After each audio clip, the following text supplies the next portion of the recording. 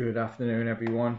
Welcome to another session from Media Savvy on behalf of the National Lottery. Today's session is all going to be about storyboarding. And this is going to be an introductory session about how and what we use storyboarding for multiple different purposes. Just give me a little high five on our comments just to make sure that you're coming through all right. And let me just talk you through the setup of today's session. Right, so what we're going to be looking at is we're going to look at what is storyboarding, when we use it. We're going to look at some really cool examples out there of how storyboarding has been used in movies and different professional settings. We're going to look at the basics of storyboarding, the different parts to a storyboard, and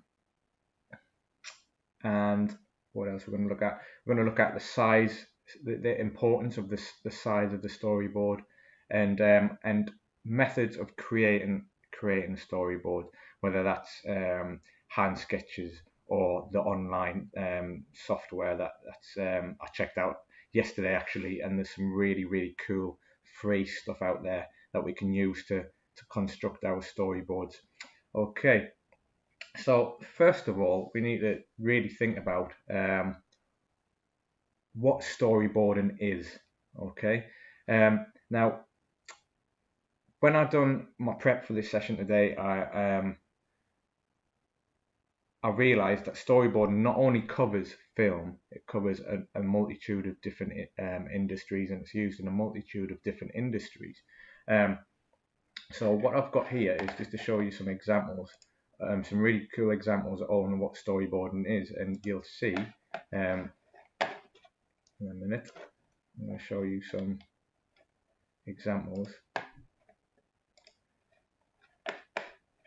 This is my my notes for the session, and here are some cool examples of what storyboarding is. Okay, so these are the little thumbnail sketches. This is in its most primitive form, okay, of where we start really. Now, when my background is in design, as some of you may know, and this is where I start. I always start creating a little, these are called thumbnail sketches, little sketches in little boxes that have a little bit of information underneath and a really loose sketch, just to try and depict what it is that you want to be shown in that scene.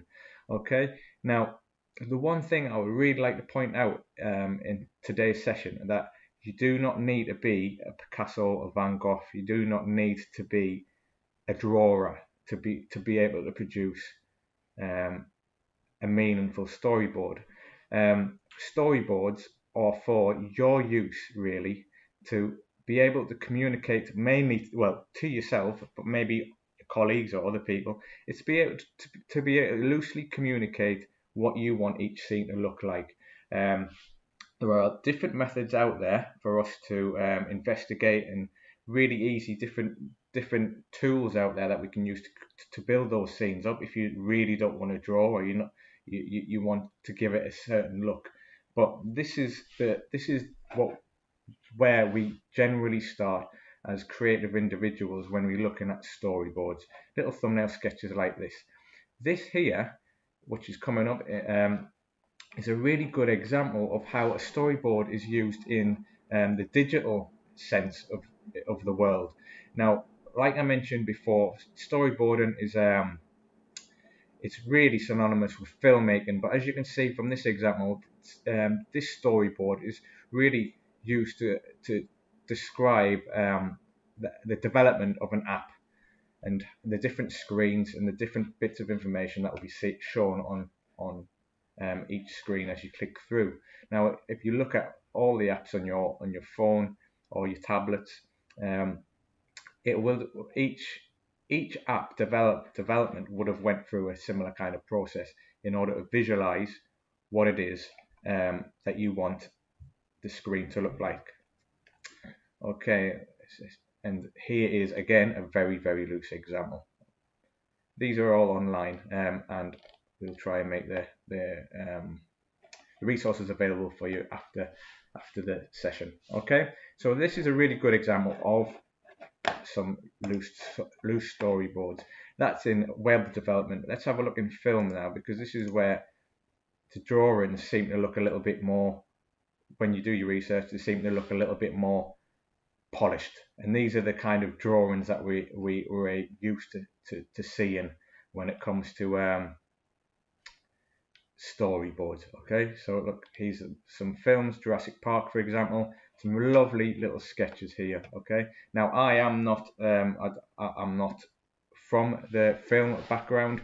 All I'm going to use this introduction session for you today is for me to highlight some of the resources available and some of the considerations that we need to think about when it comes to creating our own storyboard. So there's Jurassic Park, some lovely sketches there. Star Wars, again, some lovely sketches. Transformers, etc., etc. Okay, now let's have a look at some of the other examples. This one I thought was really important because my background is in product design. Now, this is why I thought it would be quite useful to be able to describe and show you guys. Storyboarding isn't just for the filmmaking industry, it's for the creative industry as a whole. And this little scene here describes how an app is used and how it's used and interacted with in terms of this machine here. Now, I don't know what this machine is. I don't know what the app is, but you can get an idea or a flavor of the interaction between the three images here just by this storyboard. Okay, and there's a few other little pieces here. For example, here, let's have a look if we can. Oh, you need to log in, but as you can see that you can get the picture here. This here is the development of some kind of box cutter or standing knife, and you can see here, this is maybe not necessarily a storyboard, but it's telling a picture. It's telling a story of what that item is. Okay, let's have a look at something that I find really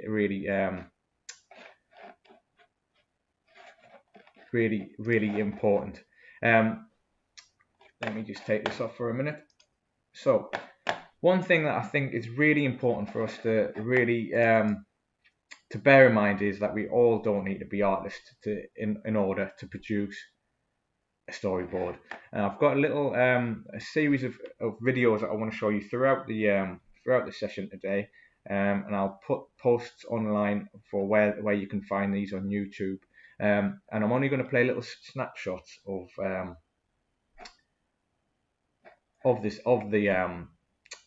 the videos in order for you to get a flavour of what we're trying to get at here. So this video, which I'm going to play now. Indie Mogul. You know, I feel like every time. Just going to pause that for a minute. Let's just make sure that the volume isn't too blaring.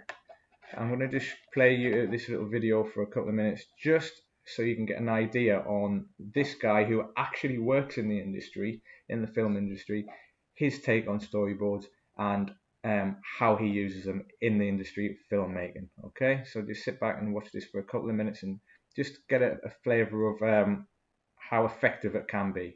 That I look up storyboards and how they're supposed to look, they always look really nice. And I used to think that to do them properly, you actually had to be a good artist, which I am the exact opposite of. Which I guess is just a bad artist. But today I'm going to show you the basics of doing storyboards and show you that if I can do them, anyone can.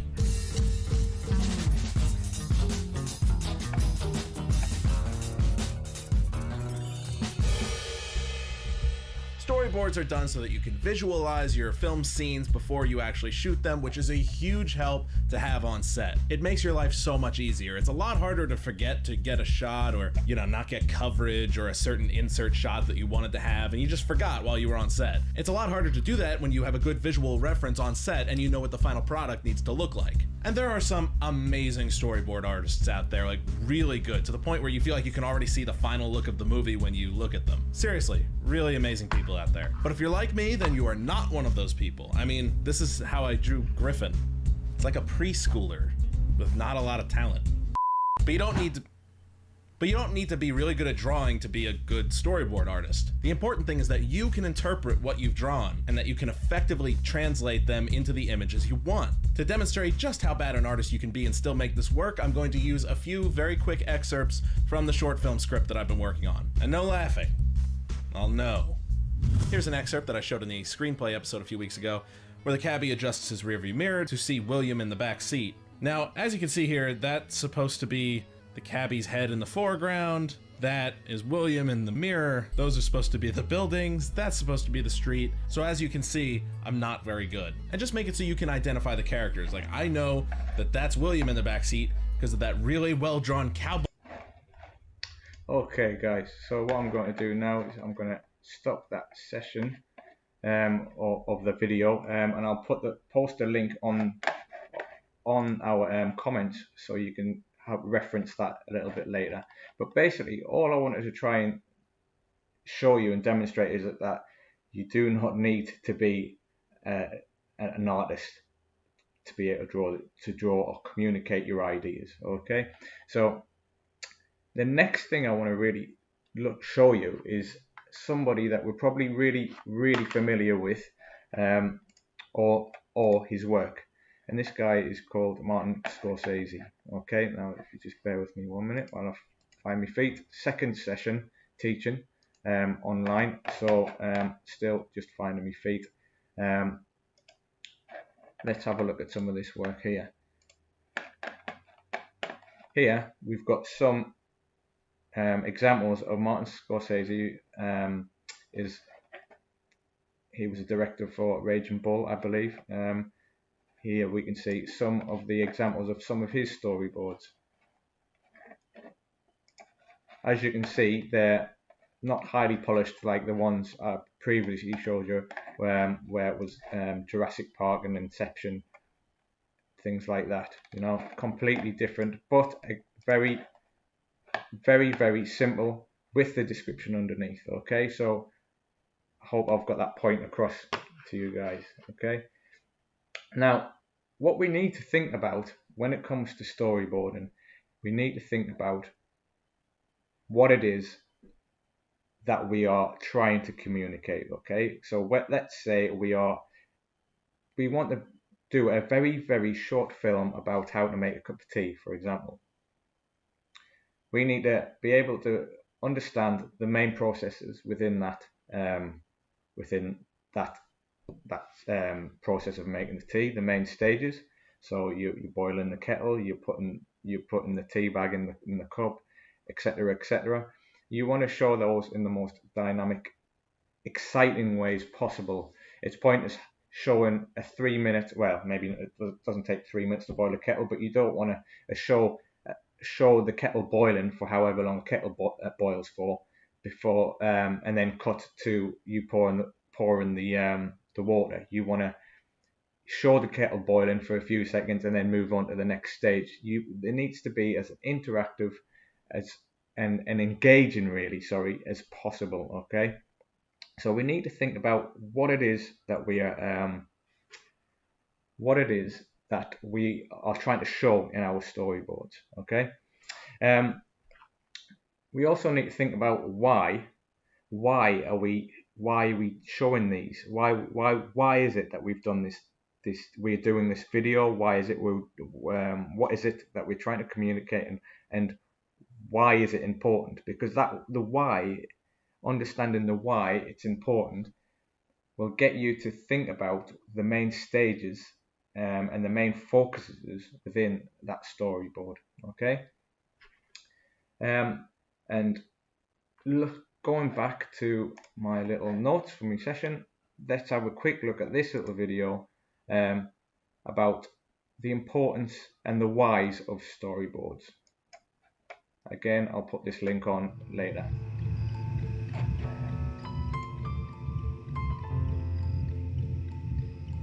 Storyboards were so elaborate. There was one that was a floor plan that showed where the camera and the actors were for each single shot. Another corner was like a normal storyboard, and on the bottom were an area for comments like car lighting effect or rain. Exactly. You don't want to get the set at the beginning of the day and start to think about how you're going to cover the scene. You want to have thought about it before. There are plenty of people who do. I mean, and they do it really well. I mean, there are directors who are completely comfortable extemporizing on the set, and others who are not. And we happen, some directors want to throw everything up in the air and just see where it lands. That's really how they work fundamentally and get great results. We're kind of the other end of the spectrum, where we're more comfortable if we have a plan, even if we stray quite a distance from that plan while we're shooting, given circumstances. It's probably clear, yeah. Not, as Joel suggested. Okay, guys, so yeah, basically there we have it. We have just a little snapshot, and again, I'll put the link so you can see the video in full. Just a little snapshot as to why in the filmmaking industry, why in the filmmaking industry storyboards are so important. And as one of the narrators on that video pointed out, it's very, very useful in terms of figuring out what shots you want to show when it comes to setting up the scene and directing that scene. Okay, so if you understand what shots you want to show, it will also be quite useful when it comes to building the scene as well. And when I was doing my research yesterday for this session, I found a very good point as to how storyboarding can be used to keep the costs down for building the scene. So, for example, if you were quite clever or creative with how you frame your scene, you might only need 2 walls in the background instead of showing in a full four wall room. So, as you can see there, it's very, very useful. Okay, looking further down on me notes, there's we need to talk about the basics now, I guess. What are the basics of making a storyboard? Now, to be at its fundamental level, we've got 2 boxes or 2 areas. The first box here is the panel or frame, okay? And this is to match, I've put here in my notes, the aspect ratio, which is the size of the camera, okay? If you look further down here, the TV aspect ratio is 4:3, and HD TV ratio would be 16:9. So, generally speaking, if we went into Google here, we'd be able to find, we could type in what is the aspect ratio of a widescreen TV or of a certain camera. You should be able to get the ratio, and then you could use that ratio to have your the square to the exact parameters that it needs to be in order to depict exactly what you want to depict in that scene. But for now, we don't really need to worry about that as much, because all we're going to look at is what we want to put into that box. Now, that box can change slightly. It can change, and it's not really important for us at the minute to know the aspect ratio, but it's a consideration. At the bottom there, you've got the description of what kind of information you need to put into the camera, or what kind of information you would like for the camera, and a description of the scene, what's going on in the scene, what you're trying to show. Now, as the storyboard is obviously a static thumbnail still images, we also need to really consider movement within that scene. Okay, so what we need to really think about is what is the camera doing within that scene. I've got a fantastic resource that we're going to look at more and more within today's session, and this resource here will help us look at the different scenes, and how the camera movement and the camera behavior can be described very easily. Okay, so if you look at my little my set of notes here, we have a website which I'll be showing you a little bit later, and it just shows you the basic components or communication methods to describe different movements of the camera. So we've got a pan, where the camera might move from left to right, right to left. You've got a zoom in, where, for example, the camera might zoom in on a certain object, or you might have a zoom out. You might have a rotation. But not only does it describe the arrows, not only are the arrows there to describe the behavior of the camera, it's also can be used to describe the behavior of the object or the characters within the scene. So arrows are a really, really good tool within our storyboards in order to communicate that. Okay. Another thing that we want to really consider are the types of shots, and if we just scroll up a little bit to me notes, we'll see here that there are a few different shots, and with each shot there are different how should we say it? Different impacts that these shots can have. Now, this website, Storyboard, that is absolutely fantastic. I've come across it yesterday, and it has a brilliant resource that I'm going to show you a little bit later. But it's got some really good information about framing a scene, about scene types, and also how movement is described within a scene. Okay, so if we look at, for example, camera shots, these 5 little pictures or 6 little pictures will describe different types of shots that we need to really consider when it comes to building our scene. Okay, so if you look at the establishing shot here, this here really just shows you, it's usually something that you would see at the beginning of a film or at the beginning of a new scene, where you've gone from one environment to another, and it's showing you the entire environment that you're taking the audience to. So this is the establishing shot, just setting the scene basically. Okay, then we move on to full shot here. Full shot is a little bit more zoomed in, and it will look at or focus on an object or a character in full from head to foot. Okay, then we have a mid shot. A mid shot is a little bit more dramatic. It shows more of the expression, more of the facial expressions of that character, and that's usually waist height to head.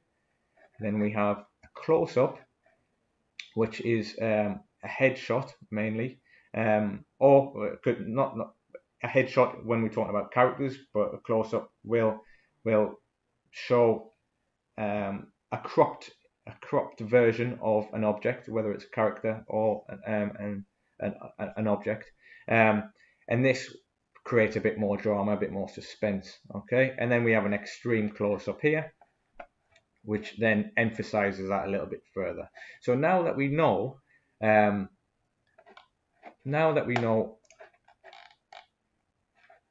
what a storyboard is, which we know now it is, it's a series of images that communicate a story. We know that we have panels and frames that have images within them that that are like thumbnails to that narrative that you're trying to get across, and we have a bit of description. We also are now armed with the type of shots that we need to really consider. Now, what is really important and what is really a real consideration really is how we feel as an audience member. We're all audience members, and we're audience members when we watch adverts, when we watch television programs, when we watch films. I think what would be quite interesting is for when you guys go and watch a film next or watch something next, it can be a film or can actually just be something, a poster when you walk and buy a poster on the street, or even a magazine article. How you feel when it comes to receiving that information. Okay, so a storyboard, for example, will aims to put across some information to you. Now, if we look, the reason why I've come back to these types of camera shots is that the establishing shot aims to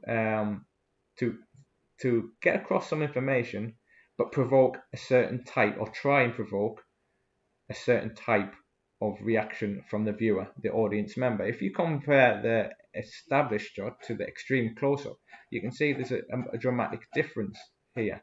Okay, we can use these tools in order to try and get across what we are, the most effective way to communicate what it is we're trying to communicate within this storyboard. So coming back to the coffee or the tea scenario, what might be a more exciting shot would be to see to hear the kettle boil and not know what it is that's boiling, and then to see a close up of the steam, and let the audience kind of work out the little bits in between. That something like that, for example, using a close up, using some audio, using different techniques will get across. Will try and guide the audience member down a path that you want them to walk down. Now, something that I was looking at a little bit earlier on this morning was the carry-on sessions from this. This is only an introduction, and I'm just talking through the very basics of storyboarding at the minute. But what became apparent within my research earlier on this morning was the fact that we are, as a person carrying out a storyboard, and we are the kind of magicians in where we're walking or guiding the viewer. Okay, so what we need to do is we need to be very clear on to the viewer, that is, very clear on what it is you're showing in that scene. So this is one of the main things that a lot of beginner storyboard artists fall foul to. They try and communicate too much in the scene. So the rule of thumb, which I kind of found from doing my research this morning, was carry out one bit of information at a time in each scene. Okay, you can use different techniques, which we'll talk about a little bit further down the line in the next couple of sessions, about how we can communicate multiple things, but essentially each frame, each panel, or each storyboard, or each scene should really be communicating one thing at a time, and it depends on how quick we transition between those things, or what we focus on, can then lead the audience member in a different path, a path that we want them to walk down,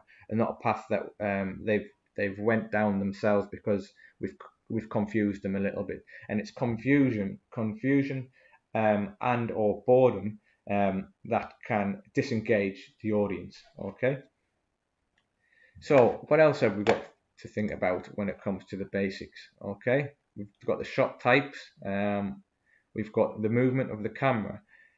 We've also got motion here, and if we go back to this great little website, it's called storyboardthat.com. We'll be looking at this a little bit later on in the second half of the session on because they have a really cool online resource here that we can actually create a scene with. We're going to look at shots and motion here just for a minute. So cinematic direction and shots. As you can see now, you can see examples within these little caricatures and these little scenes on what is happening within this scene. You can see that this character, for example, is walking down this path. You can see here these arrows indicate us zooming in, and as you can see, the background there is blurred out slightly. So this guy here is in focus, creating a bit more drama to the scene. If we move over to this scene here, it says action. The action is within the scene. The scene cuts to Clark helping Adele into his car, and as you can see, the arrow is indicating the car door opening, and then it's got some information here about audio, okay, and what is going to be said in that scene. Moving down to the next scene, you can see the movement of the cars. The next scene, you can see what this would look like when the camera is engaged. We're going to be zooming in to this area here, okay. So that's the motion and the dramatization of that scene there, okay. Right, okay, so let's think about the different types of different ways we can create our storyboards.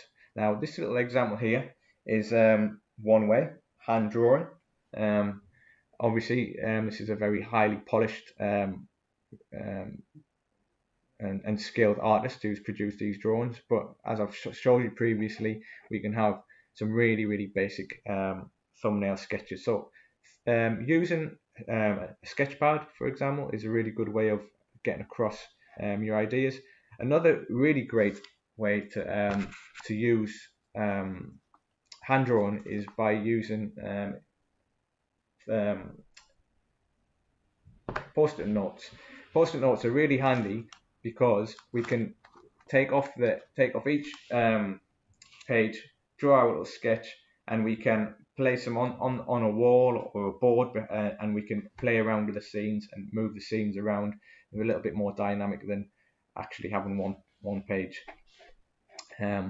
Another way we can create our storyboards is by taking it to the computer and taking it to something as basic as Microsoft Word or Google Documents. Now, just going back to my notes for a quick minute, let's have a look. We've got some got a little link to show you. Not that link.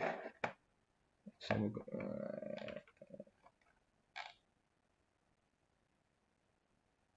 I do have here it is, some templates that we'll put onto the comments a little bit later. I'm just going to open a little window, put this in here for you so you can have a quick look. Here are some templates of some preset storyboards that you can download, print them out blank, and then you could draw in them. Okay, so that's using a combination of technology and hand sketching if you want to go down that route. You can also use these. Sorry, going back a little bit. With these templates, for example, this is using PowerPoint or Google Slides. You can specify the orientation of the page and how many frames being the actual squares, panels, or scenes you would like per page. Okay, let's have a look. Go back to here. Okay, we've also got a very similar kind of template within Word that's available to download. and then we've got PDF versions and such. Now, if you just type that into Google, storyboard templates, there'll be an abundance of resources there for you that you can download for free. Okay. Another way we can construct our storyboards is using Photoshop. Okay, Photoshop or a digital arts program. Okay, so a lot of you guys who are watching this video now have been part of our digital imaging classes that we've put on over the years, and Photoshop is a useful tool to create those digital images that you see all over the place. Okay, they can be used for graphic design, they can be used for packaging, they can be used for creating storyboards. And within SketchUp, SketchUp, I was teaching SketchUp last week, so that's why I've gone up and mentioned SketchUp. But within Photoshop or within a digital arts program, I'm just going to turn Photoshop on just for a minute. You've got an abundance of tools here that will help you create your own storyboards. I'm not using this session to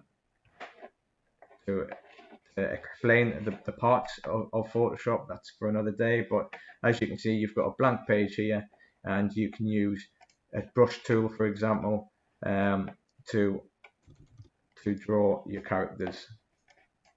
Okay, and you can do another person here, you know, and you can easily construct different images and different scenes using Photoshop. Okay, now, obviously, as you can see, I'm not the best artist on the fly, but Photoshop, a digital arts program, is a very useful way to construct your storyboards. Now, that's a scene, for example. However, if we wanted to create something in Photoshop, a storyboard, for example, this would be very quick and easy way of doing it. As you can see, you can repeat your scenes, and you can write your information underneath using a text tool here.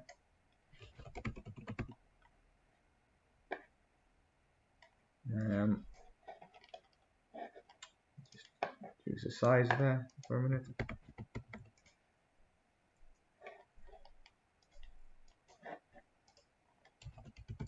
And there you go.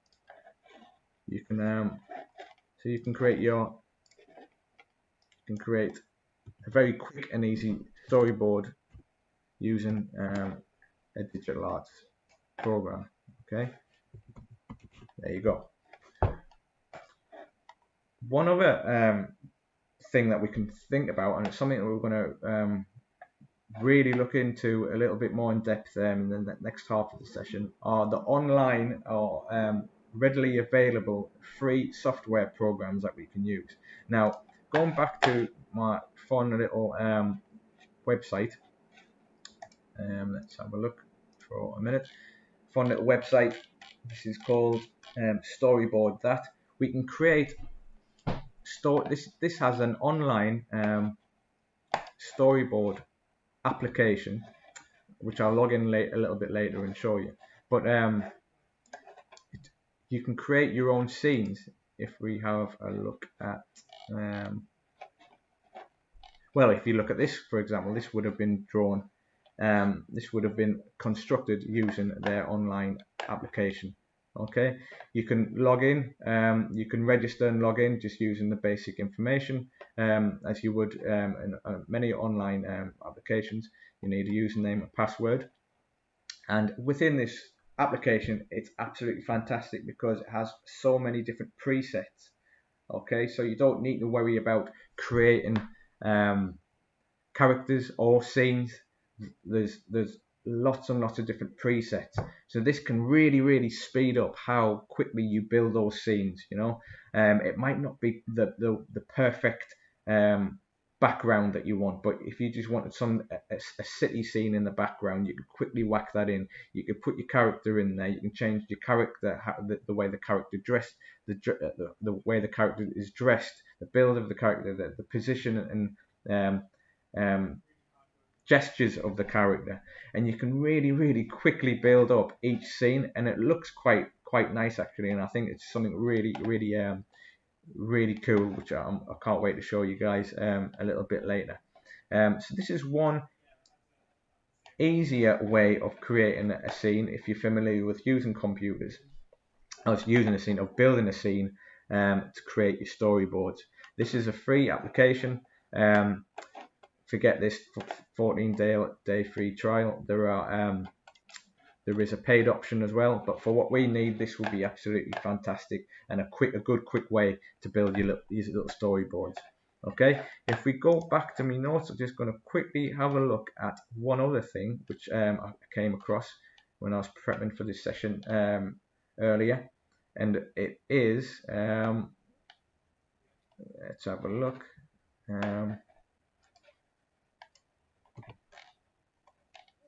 It is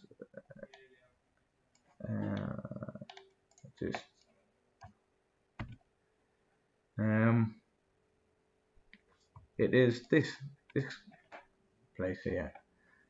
So this place here is a downloadable application. Okay, so unlike the previous one that I've shown you, it is it's an application that isn't online. You have to download the file and install it like the way you would install many other applications on your computer, and you can digitally sketch your scenes here, as you can see the way that you can see there's various different tools, pens, pencils, rubbers, and you can use your mouse, or you can use a tablet or a digital pen to digitally sketch your scenes. You can change the color, you can build up your storyboards as you go along here.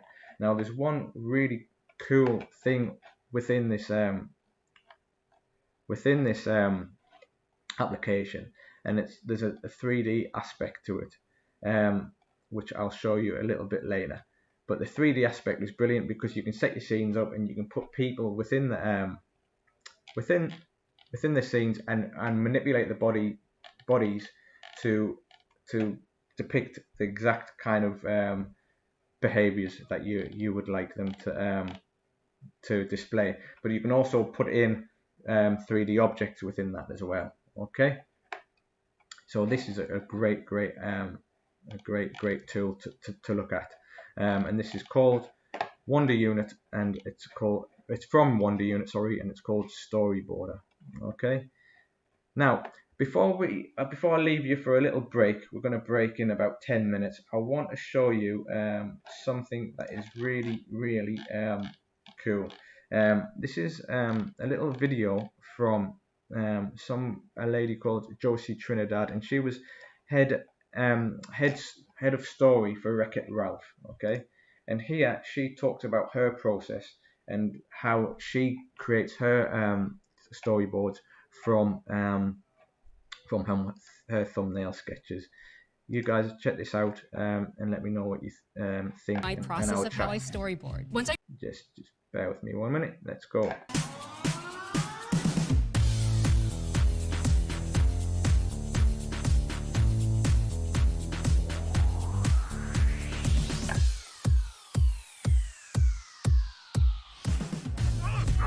Ladies and gentlemen, I give you the internet!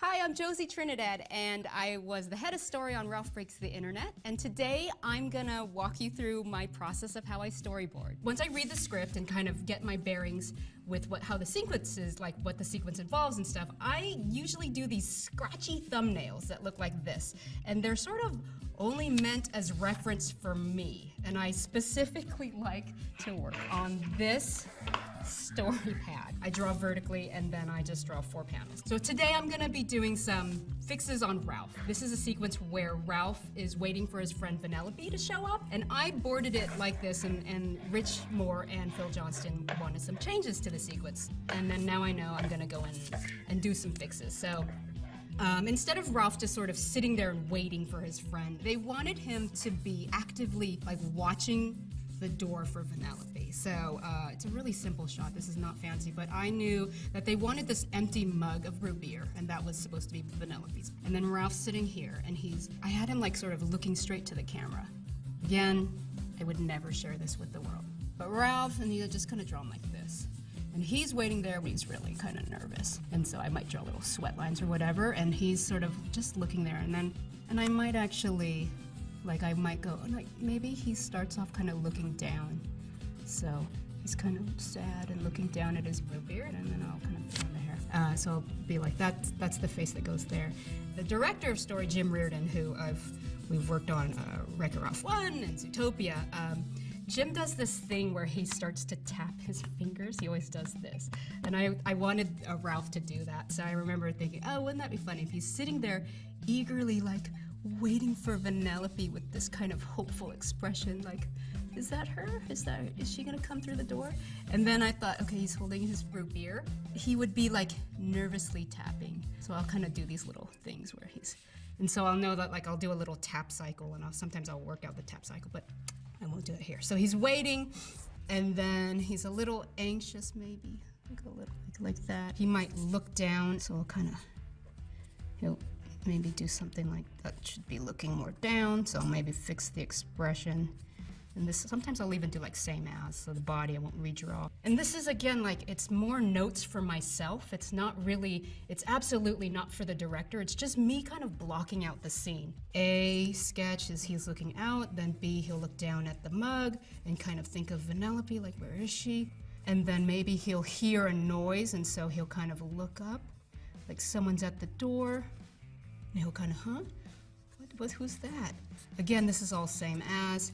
And then I'll like do the next pose, which is he'll eagerly look up and he's smiling at her.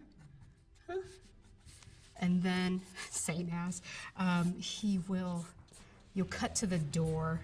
It's very simple kind of staging, but then like Sonic the Hedgehog comes in or something. It's not Vanellope at all. Maybe you start, actually, you'll start with this would be his point of view. And we see the saloon doors, and they might start kind of halfway closed. And here's these are the caricatures on the wall. And then you see a hand kind of push it open. And then So as you can see here, guys, Josie is building up very, very quickly her scenes, and they are so rough and so quick. It just helps her really build that scene. As she mentioned earlier, she wouldn't let anybody see these. This is just part of her process, and you can see that she's created 8 pictures in a few seconds, just to be able to visualize in her own mind how these scenes are going to go together. Now, quickly look at this a little bit. This is really important. This is really neat what she does here. Have a look. I'm always thinking like about the character and how the character's feeling, rather than trying to gussy up the staging and try to be flashy and move the camera around. Because for me, that's the most important thing, is how the character's feeling and making sure that I convey what the emotion is in my panel. So what I do, I cheat. I use these beautiful drawings done by these are Dean Wellenses. So Dean draws Ralph very uniquely and really wonderfully. So I'll kind of use this as reference. I work in Photoshop on this antique, and I will just, like, I'll have his drawings next to me and stuff, and sort of knowing my staging. It's a really simple staging. And this would be in the computer. Then I'll just kind of draw it out just a hair nicer. Again, these are story sketches, and so we have that, and I know Ralph is there, and so like that. Here's where I'll sometimes find an expression that I want, or like the right angle. So I'm like, oh, I like that guy. So I'll just start to. Now what I'm going to do now, guys, we're not going to watch the entire thing, but I'll post the links on our comments so you can have a look. Just going to fast forward a little bit to show you a little bit further on in our process.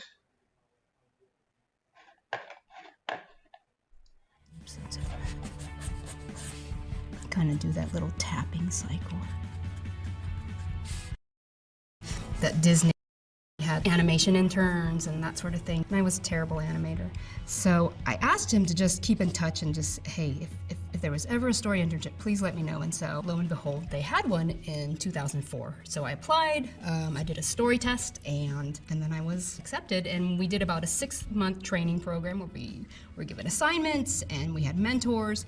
And then after the mentorship, I started to work on The Princess and the Frog, and I worked on some shorts. And from there, I mean, I was always still, I mean, at Disney, you have amazing animators like Dean Wellens and John Ripa and Mark Smith, folks like that who have been animating for 25 plus years with mentors like Glenn Keane, and then there's me, who's like, I do this stuff. And so I always was sort of intimidated, but at the same time, I had this knack for story, and I felt like drawings may be a little loose and rough, but I knew that I was bringing something that I knew that others couldn't. And it was just my point of view, or being a woman, or things like that I brought that I knew that other folks in the room, they hadn't had that experience. And so I'm just going to stop that there for the time being, and I just want to touch on one or two things that Josie was talking about there. What I really wanted to kind of highlight during this session, and I hope you guys are getting something from it. As I've mentioned to you before, I am not an animator. I'm not a film producer or an editor or anything like that.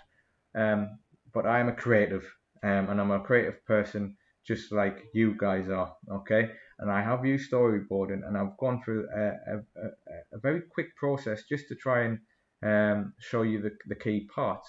And what Sophie's talking about, Josie, sorry, I keep on calling Sophie, what Josie's talking about here is that she's showing that how these really quick little sketches can communicate something which is really important, and that something is a story. Okay, what we're doing when we're making storyboard is we are making a story, and that is the most important thing. We could have fantastic drawings that we spent 3 hours each panel or each frame to draw, but when we watch a film, when we watch an advert or a TV series, those drawings aren't present. The drawings that we used to create those frames and to create those movies or whatever it is, they aren't there. What you're seeing is the actual finished product, and it's a story that we're telling. So the quicker we can get through the process, it's not the quickest we can get through the process, but the when we can hang up our ideals of trying to create really fantastic drawings, we can then put our energies in creating really important, meaningful stories, and that's what storyboard's all about, in my eyes anyway. So what we're going to do now, guys, I'm going to stop for about a 5-10 minute break, okay? It'll give me a bit of time to get a drink, and I'll you guys to have a little break as well. But while we have a break, I'll put some of the links that I've been showing you throughout the session on our chat. Okay. If you've got any comments that you would like to make, please comment on our chat section on YouTube. And I'll also be putting links to the feedback for today's session and the enrollment. Now, as I mentioned at the beginning of the session, guys, this is possible because the National Lottery are funding these sessions, okay? And it'll be really, really useful for you guys to enroll on the course. It takes literally a minute or two to complete the enrollment form. I'll put the link on our YouTube interface there, and that with you guys enrolling onto the course, giving us some feedback. One, it shows the demand that is available. It shows the people that we are interacting with on behalf of the National Lottery, who have given us the funds to put these on. And also, feedback is one of the most important things that we use at Media Savvy to develop our presentations and develop our sessions. And we're always open to ideas as to new sessions and new courses that we can put on. Okay, so filling in these two forms is really important, one for us and one for you guys as learners who can communicate your impact and your feedback for us to implement in the future. Okay, so we're going to take a little break now, and I hope you enjoyed the first half. Okay, I'll catch you in about 5-10 minutes time.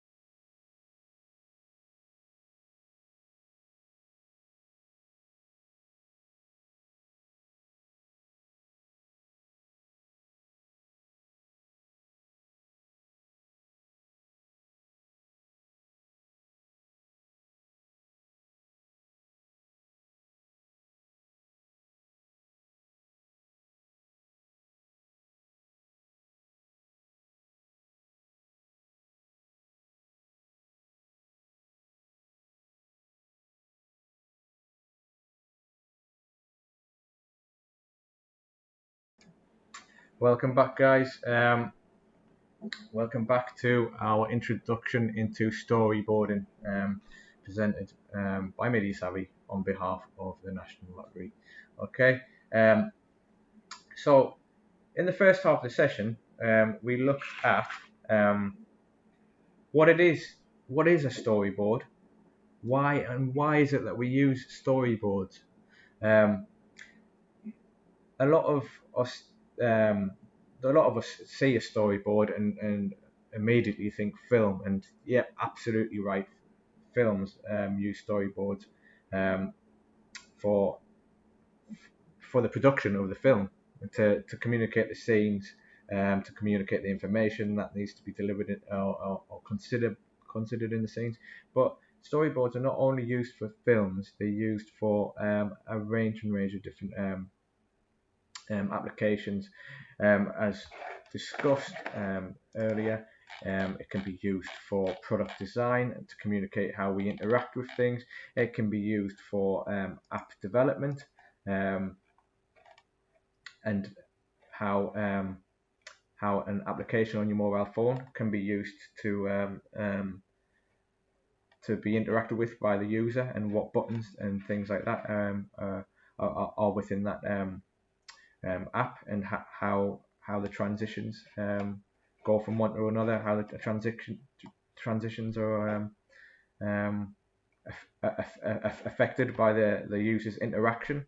It can be used in business, and it can be used in graphic design as well. It can be used to communicate really quick sketches of brochure pages. If you're designing a brochure, it could be used in many different ways, in terms, and that's going to show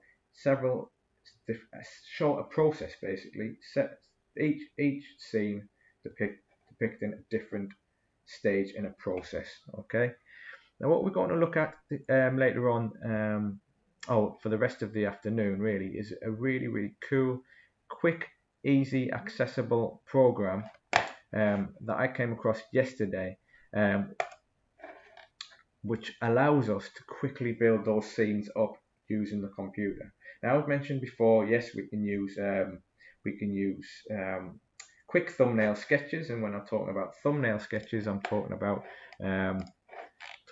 sketches like this. We can use quick thumbnail sketches to get our point across. But I think what we are quite we as individuals, we want to see what other options are available. Okay, and one thing that has really stopped me in the past to tackle a new idea, or tackle a new kind of endeavor, is feeling that I can't adequately communicate or can't adequately achieve this kind of idea of in my head. Okay, for want of a better phrase. Sometimes you can get worked up with making things look too perfect, and that might stop us from actually enjoying that process. Okay, and I think enjoyment is a really important term for us to think about when it comes to being a creative. Lots of times we really want to have an idea of wanting something that is up here in terms of the kind of the images that we see right in front of us now, the sketches that are just absolutely fantastic, that people, professionals that are within the industry, have produced after many years of experience. But if we are not that person, if we don't have that experience, and we don't have that talent, that should not let us or prohibit us from choosing to communicate our ideas, and going down the road of producing the storyboard. Because as mentioned before, and as Josie alluded to in her little video, to which I've put the link on our chat, a storyboard is about communicating an image, yes, but it's about, the main part of the storyboard is communicating the story. Okay, So the reason I'm waffling on about this is because we're going to look at a program that, like I say, is free to use. It's online. You just need to log in, and it's called Storyboard That. Storyboard That. If you type that into Google or any search engines, it'll come up with. Let's go from the beginning so you can see what to expect. Let's put that into there. You're going to get this web page, okay? And what Storyboard That is, it's a story. It's created by visual artists. It's created people who work in the industry, and it's got preset elements. Okay, so it's got preset backgrounds from your city scenes to your rural scenes to your industrial scenes. It's got different characters that you can customize. You can change the way their positions, body positions. You've got different objects that you can use, things like that. Things that we don't need to get hung up on the actually drawing a character or drawing a scene.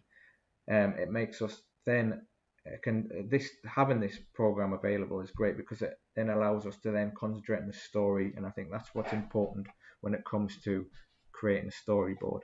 Okay, so when I started prep for this session, I signed in, or registered should I say, and I am signed into it now, okay, just to avoid any issues while being live here today.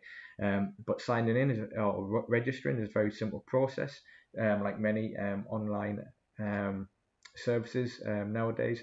You just put a username in there, you put a password in, and it'll give you access to the free element to this application. Okay, so here's me signed in, and this is something I made yesterday just to play around with it really, because I've never come across it before. It's in one of the top 10 free storyboard applications that has been recommended online, and this is 3 scenes that I created yesterday very quickly. So this is my most recent storyboard. Again, this session isn't about necessarily storyboardthat.com and the navigating through their website and navigating through their services. They are not we are not promoting them in any way. There are other free online applications, and if you do some Google searching, you'll find that those that are available. But all I want to do is quickly show you some of the well, maybe not quickly. I'm going to talk to you for the next, say, 15-20 minutes on how you can build your scenes within this really cool little bit of kit that's online. Okay, so if we click on my my storyboard and edit it,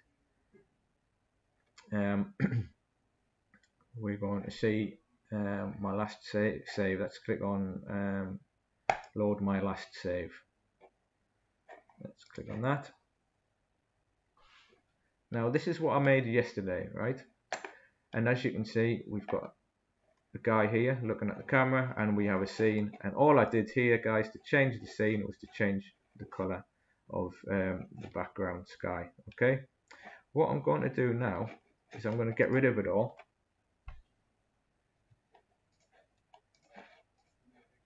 So we can see what you would start with. You would start with 3 panels. Okay, you can go up to 6 panels. I think it is. Oh, is it 3? Updates.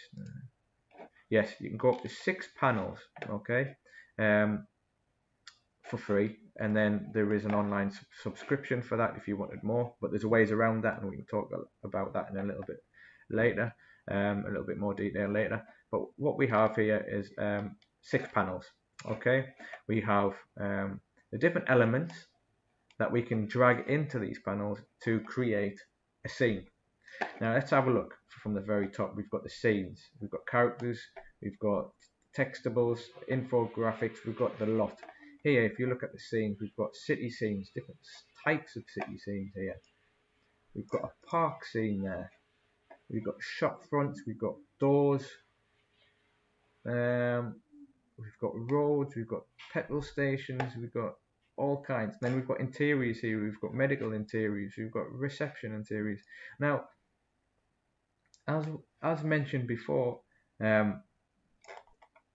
thumbnail sketch or a storyboard, whether it's a storyboard, whether it's in a thumbnail sketch or whether it's highly polished like some of the examples I showed you earlier, it doesn't convey all the detail or all information. Now, for example, looking at this this scene here where it's a reception desk, okay, you may not have that reception desk in your mind. It might look completely different, but that's not really the point. The point is that it will save you drawing this scene, which might take you up to maybe, I don't know, half an hour, 40 minutes, and you can whack that straight in. You can maybe make a few little tweaks, but it's helping you build that picture quickly and easily.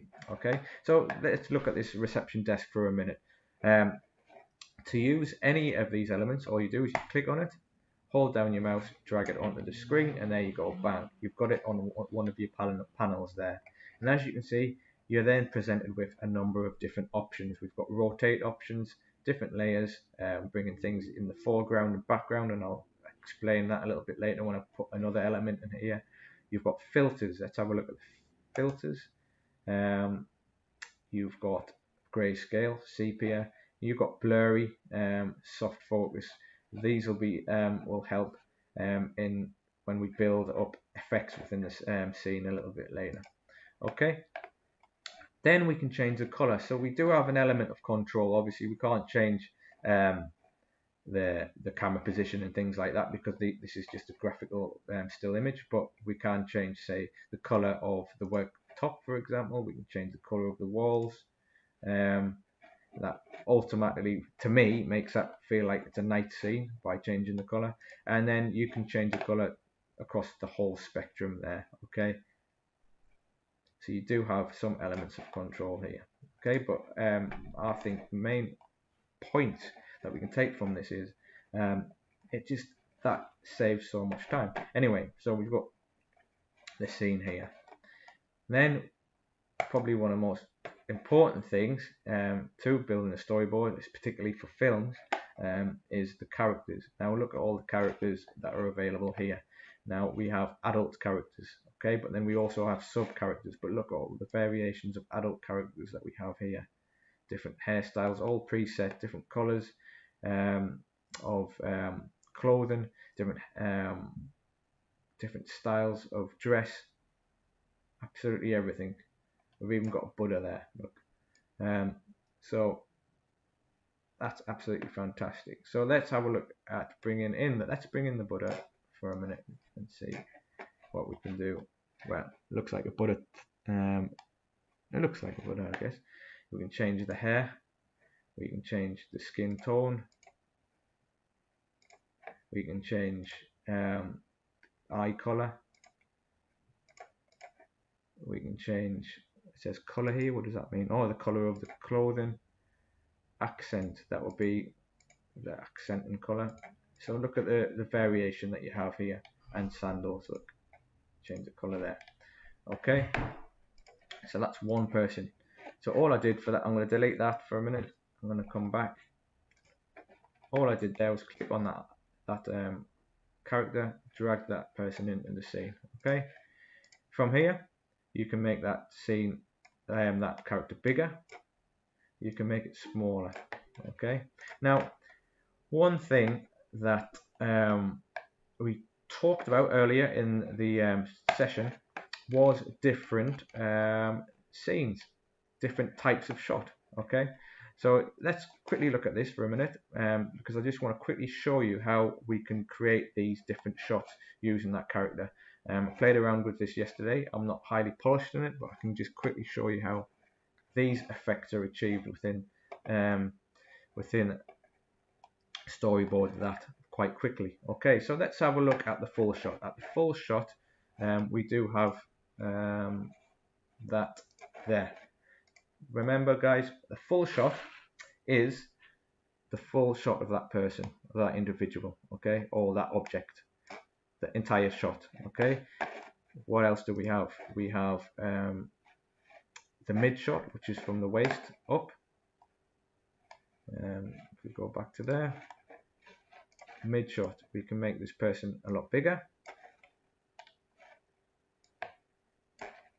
Okay, and as you can see, this is bleeding over into the next frame, but that's not to worry, because all we're doing is resizing this individual to give the impression that this individual is at the front, is closer to the camera. And then what we can do is we can crop that individual. And again, guys, this is not a session on how to use this. It's just what we can achieve by using this this really cool little tool. There is a crop tool in here, okay, and you can use a standard crop and then just crop that person down to fit into your scene. And there you go, you've cropped that person and you've got a mid shot there. Okay, if we go back to the other shots that we've got a close-up and extreme close-up. So let's quickly go back, see how we can achieve that. Exactly the same process, guys. You just make that person a little bit bigger, and there's your close-up. Again, as you can see, that person feels now as though they're right close to the camera. Okay, and then you go through the same process of cropping, and then again for an extreme close-up, you make that person even bigger. Okay, so there's how we can achieve different shot types within this really quick and easy tool. Storyboard that. Okay, let's have a look at the other things that we've got available. So we've got adults, we've got teens, we've got kids, and I'll drag them all in. Drag. And these guys have all preset sizes as well, and obviously you can change the sizes of them as I've demonstrated before. Okay, and change all the different colors, skin colors, eye colors, clothing, etc., etc. So there's some people in there. We've got jobs. So these people, let's say, we'll delete these for a minute. Let's see if we move these people over here. Let's look at professions. So this could be a reception counter for a hospital, could be a reception counter for a dentist, it could be a reception counter for I don't know, a doctor, for a veterinary center, or it could be the reception counter for a police station. And here we go, we've got some different individuals here that we can drag in. So as you can see, we don't need to worry about how a doctor looks like, or how we're going to draw a doctor or a nurse. We can just drag them in. Happy days. Okay, and as you can see, we've even got astronauts here, we've got clergy, men and women, we've got military people, we've even got Santa Claus here. Okay, let's get rid of some of these characters for a minute, and let's move on to the next set of options that we have to build this scene. So let's just keep this astronaut in for the time being. I'm drawn to the Buddha for some reason today, so we're going to have a Buddha in there. And I'm not entirely sure what I'm doing here, but we're going to try and build this scene a little bit further. So these are more characters that we've got. We've got sports people, we've got people dressed in more period clothing, medieval, classical, and then we've got some even cooler things here. We've got mythical creatures and monsters, etc. So if you're doing an animation, for example, you won't need to worry about how to draw a mouse, or anything else. You've got lots of options here. You can also upload your own sketches, guys. That's another feature. I'm not going to go into that because I haven't really explored that myself, but you can draw your own sketches. You could hand draw your own sketches. scan them in, or you could use digital imaging software to draw your own images and objects and upload them and place them into your scene, as I'm demonstrating here. So there are all the different characters that you've got. Now I've just seen this now, and I haven't really I haven't clicked on silhouettes yet, but this is really good, and this will really allow me to show you something that I want to show you before. Now I'm going to change the background of the color, the background color of the scene, because the wall's a little bit too dark. Put that white so you can see this silhouette that I've put in here. This silhouette really good way to explain or to demonstrate how busy a scene is without actually having too much information there. And as you can see, we have layers here that we can use to send images behind other images. So as you can see, this silhouette is on top of the characters that are in the foreground, and we need to send them back. So if we keep on clicking that, I'm hoping, there you go, I'm hoping they'll go in the background, which they do. Okay, so you're building up a scene there with people in the background, but your main attention is drawn to the three individuals at the front here. Okay, now we've got what else do we have? Stickies. What's stickies? Oh yes, stick characters. Great. And then we've got animals. You've got a selection of different animals that we can use if that's what we wanted to show in our scene. But you know, for inclusion, let's whack in a parrot, and we're going to put the parrot on the buddy's shoulder, because why not? It's a Friday. Okay, so what else have we got? We've got animals, we've got silhouettes, we've got loads and loads of different characters here. Textables, right? Great. This is really good if you want to communicate dialogue going on within the scene. What I'll do is I'll just pull our little astronaut down for a minute. I'm going to whack in a little speech bubble, and then I haven't done this yet, so let's see if this works. Yep, you just click on the speech bubble, and then you can say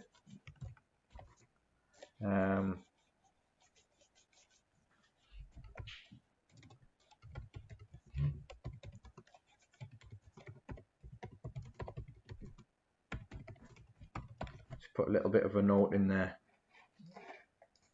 and there you go. You've got a little speech bubble if you want to communicate some dialogue there. Okay, let's get rid of that. What else have we got? We got shapes. I can't really off the top of my head think of what I would use these shapes for, but there'll definitely be a purpose for that. Just can't think of anything, but they're there if you need them. Then you have infographics. So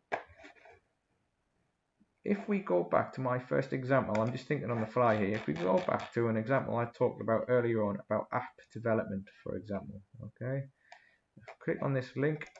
Clicked on it many times, but let's just click on it again. There we go. This is a very good example, and it wasn't intended, of showing a storyboard using it for app development. Okay, and if we go back to our storyboard that we are creating, please save your storyboard. Let's click OK for a minute, and I'm going to use this phone, for example. Then we could place. This is how these shapes might come in handy if we're creating maybe an app, for example, or let me just go back on myself for a minute. Let's say we're creating a scene where the character is communicating to somebody via text message. So there's one. Hi, how are you doing? We've seen this many a time on different shows, just to communicate some dialogue going on with individuals that maybe not be are not directly part of the scene. We might want to copy that. Can we copy it? How do we do that? Edit, copy. There's copy there. There you go. And we might want to Oh, forget that a minute. Move that down.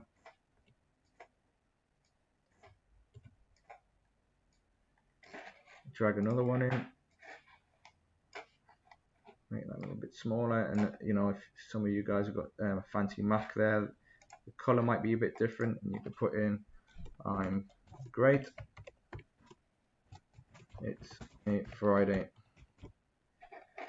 And as you can see, quickly and easily build up a little picture of a close-up of a mobile phone and some text dialogue going on within that scene. Okay, so that's great, and that's how we can use shapes, I guess. That wasn't shapes, was it? That was textables, but I guess along similar lines you could use shapes for that. Okay, what else have we got? Let's have a look at something else quickly. I'm thinking on the fly. I'm seeing this shape here, and I'm thinking, how can we use that shape in a scene? Now, if we go back to a scene here, and we go back to, let's look for an interior scene. There we go. We've got 2 doors. Okay, let's say we've got a scene that's taking place, and the character is going into a bathroom. Okay, toilet. We could layer up this scene to communicate that quite quickly. Let's say this is a multi-sex toilet, a multi-gender toilet. There you go. Okay, you can quickly build that up quite easily by layering up these different objects. Okay, what else do we have in here? We've got lots and lots and lots of different things. Oh, we've even got some of our social media icons in there as well. Okay, we've got some payment icons that we're all familiar with. Science, we've got lots of stuff in there for science. We've got worksheets. Worksheets this is more about the sheet that we're creating, where we can put information for the scene in there. Okay, and then that upload function there is how we would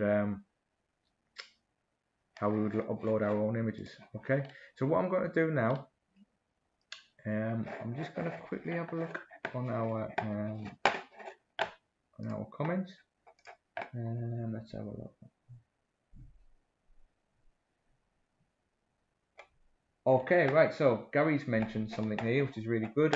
On our break, we asked you guys to see if you could get back to us with some of your favorite scenes, and Gary's mentioned animations from The Simpsons, okay, and the opening gag that comes from The Simpsons. Okay, now that was not planned, but as you can see, these images here are very similar to the style in which The Simpsons has been is made. Okay, so you could use this to create an animation style film, or it could be an actual film, and this could just be images that depict that. Okay, let's have a quick look. We're going to bank Gary's suggestion for the time being. I'm just going to wrap up this storyboard demonstration, and then we're going to look at see if we can link in some of the things that we learned today through Gary's suggestions of the Simpsons. Okay, the Simpson animation, because I'm sure we'll be pulling some parallels to the basics of what we've learned today in creating a storyboard. So as you can see, guys, this is a really cool method of creating your scene very quickly and easily without us getting hung up. If you guys are like me, if any one of you guys are like me who really wants to create something really perfect, and sometimes I get a little bit impatient, this would be ideal for you guys, because it'll allow you to quickly create your scenes, concentrate on the story, because that's what the professionals are saying.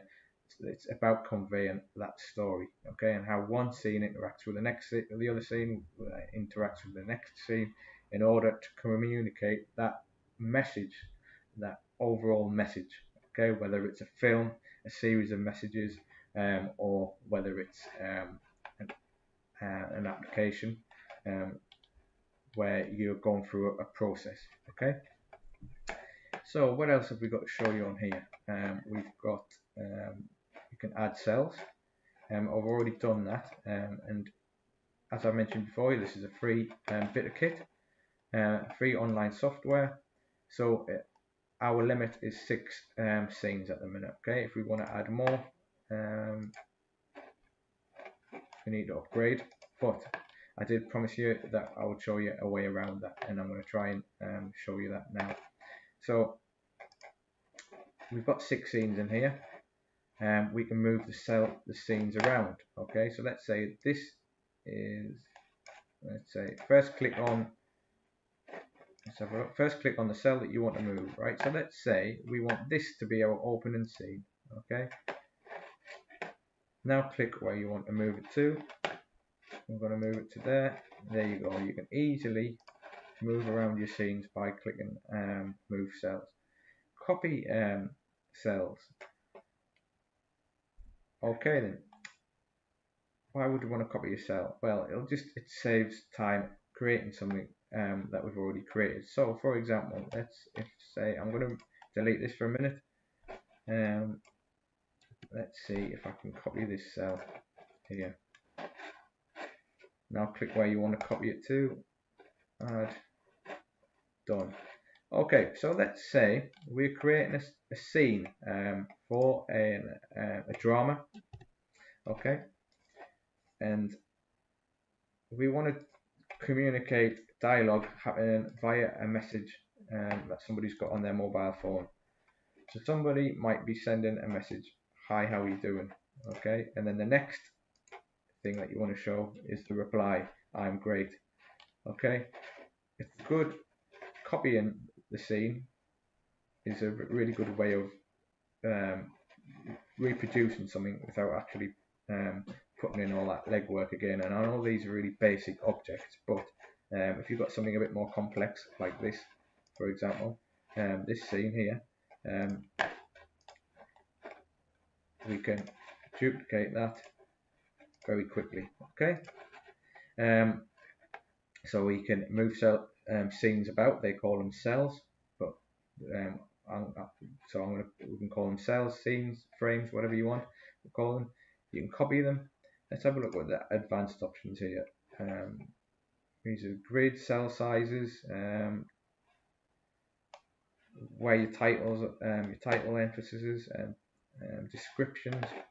We can look at that in a little bit more detail, a little bit further along the lines of this course when we move this to a full five-week course a little bit later.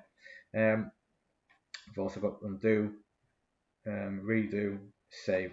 Okay. Now, one other thing that we do have here is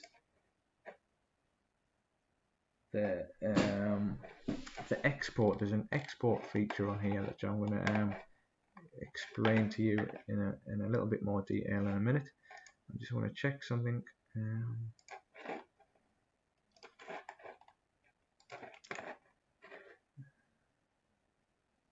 Okay, save and exit. So we can save your storyboard, view, print and download and share. So let's have a look at this one, see what happens here.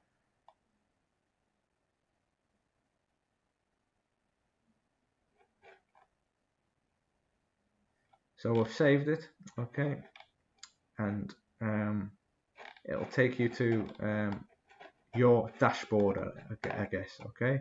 And if we click on my storyboards and edit, go to edit.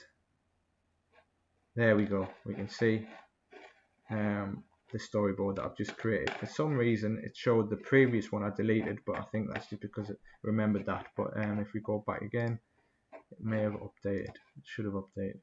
Let's have a look. There you go. Okay, so there's our storyboard that we've created today. We can copy it, we can view the saved history, but more importantly, we can download it and we can print it. Okay, when we download it, guys, these are the options that we've got. We can download it as high-res image. Okay, we can download it as a PDF.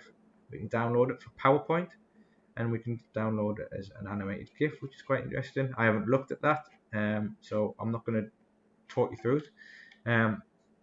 But as you can see here, it says this is a free account. Your images will have watermarks. Those nasty things that a lot of us don't like to see when we want something for free.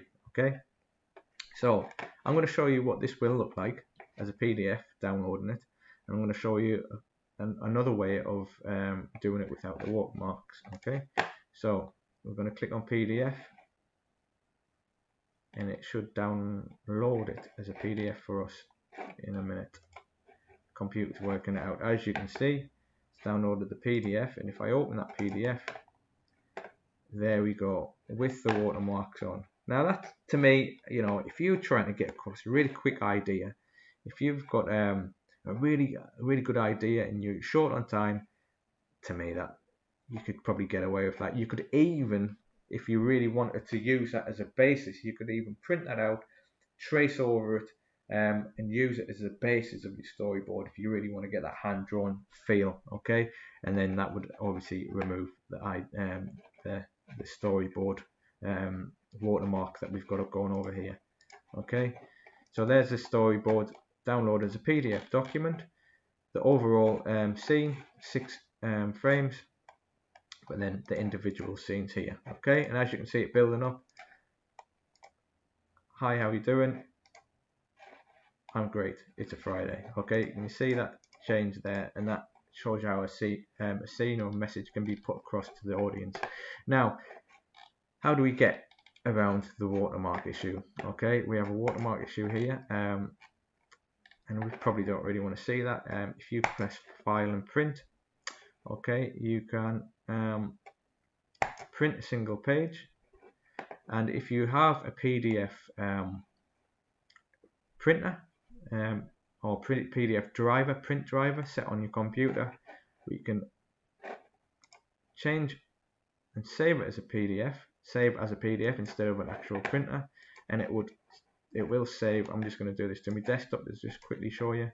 It will save that as a PDF without the watermark. And let's have a quick look to see if it's there for us.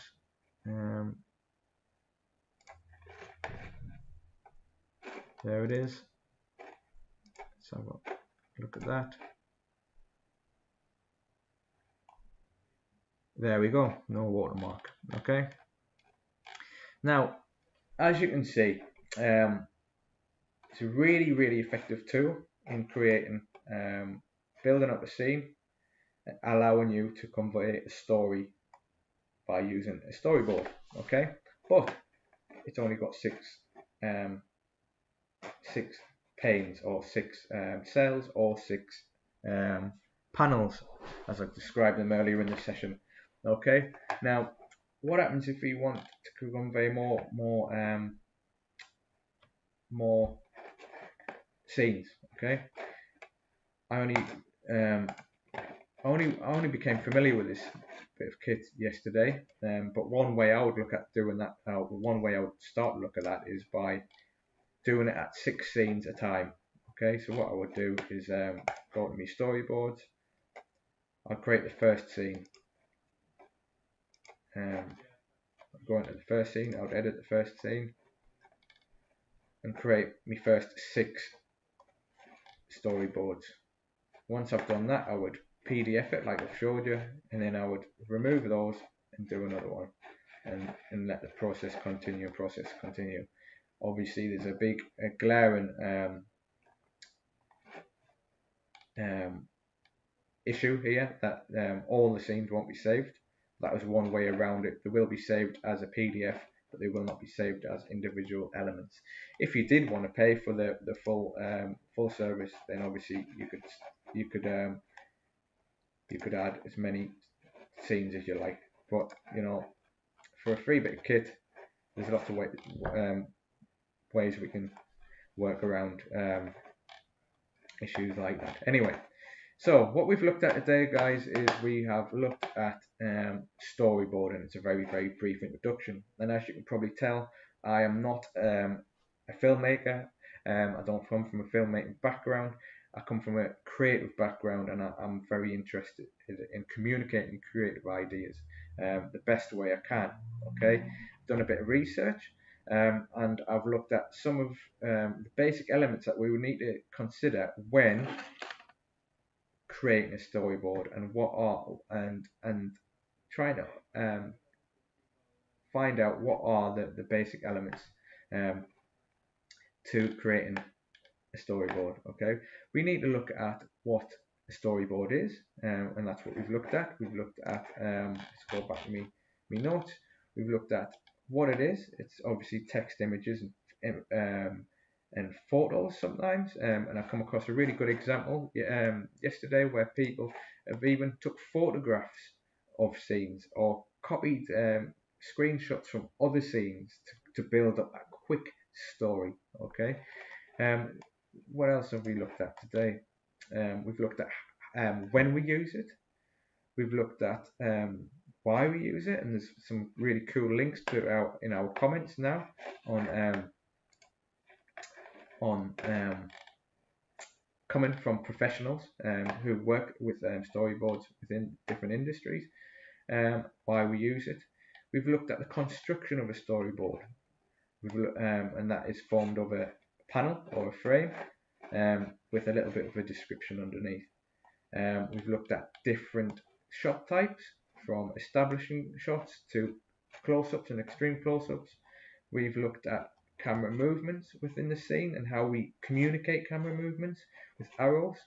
We look at motion, how we can communicate. Well, we didn't look at motion actually, but arrows are used to communicate motion within a scene. I think we did touch on it actually. From here, what else did we look at? And then we looked at Storyboard That, a really, really cool, quick, easy way to build up your scenes in your for your storyboards. Okay. Now, as promised, Gary gave us some a really good bit of a little bit of engagement on our live chat there, and he said he likes the opening scenes of The Simpsons. So to wrap up today, let's have a look at some opening scenes, and then I'll just put The Simpsons. So see if we can identify any of the things that we've looked at today.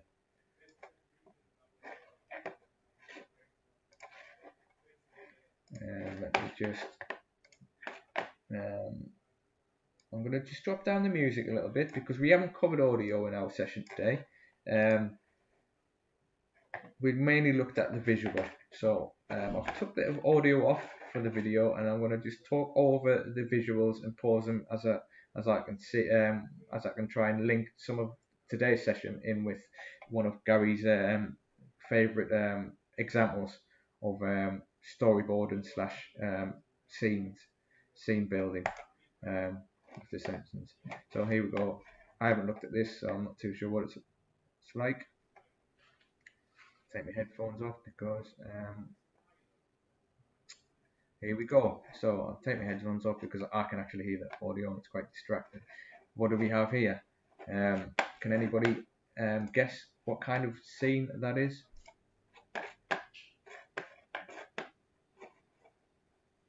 That is an establishing shot, isn't it? There we go. We've got a full shot there of Bart Simpson.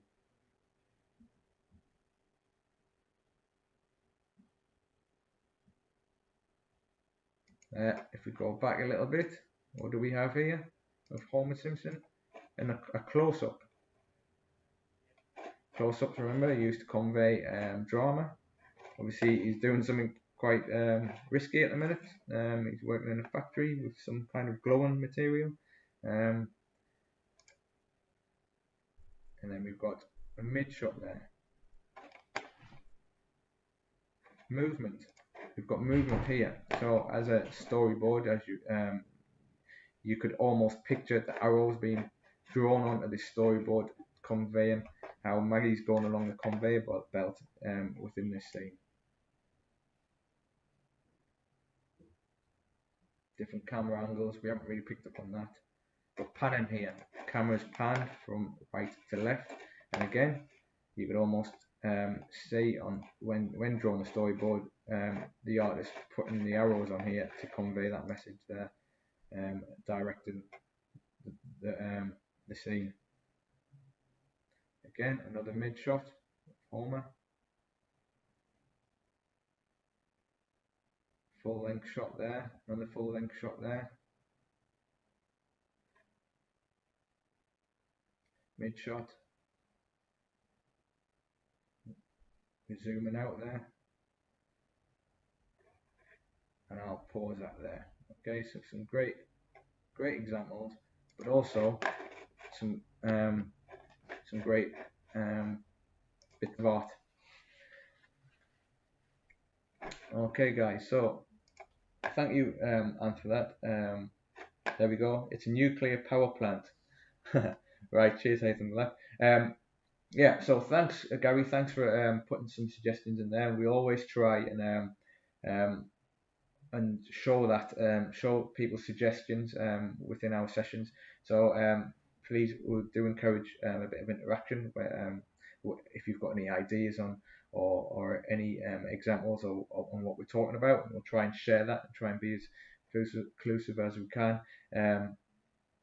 It is quite tiring when you're talking for 2 hours, so to have a bit of input and interaction from our viewers is also always greatly appreciated. So thanks Gary for that.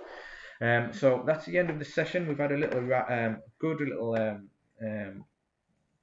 wrap up of the session by looking at the Simpsons animation here.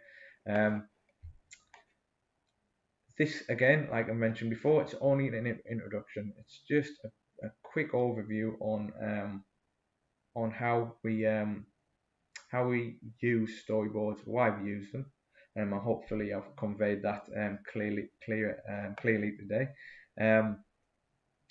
Most importantly for our sessions, as I mentioned before the break, is our enrollment forms, and I do believe that's on our YouTube channel. There's links to our enrollment forms. Please fill those in, guys.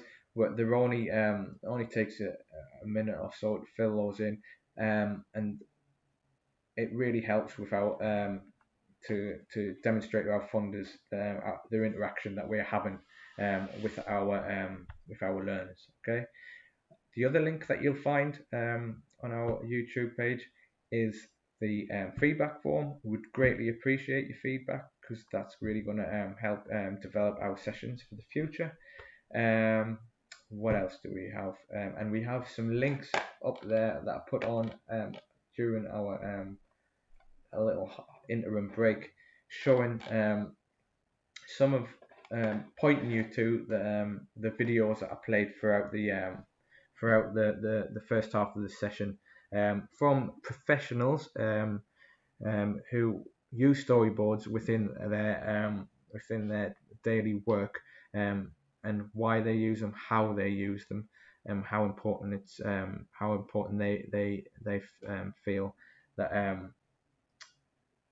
feel how important they feel it improves their workflow when it comes to creating that story that then gets moved on into filmmaking or animation or whatever that might be. Okay, so I want to thank you guys for tuning in today. Much appreciated. Sun shining out here in the northeast, so I'm going to go and get some fresh air and have a cup of tea to kind of solve me dry throat for talking for 2 hours. But I really do appreciate you guys tuning in.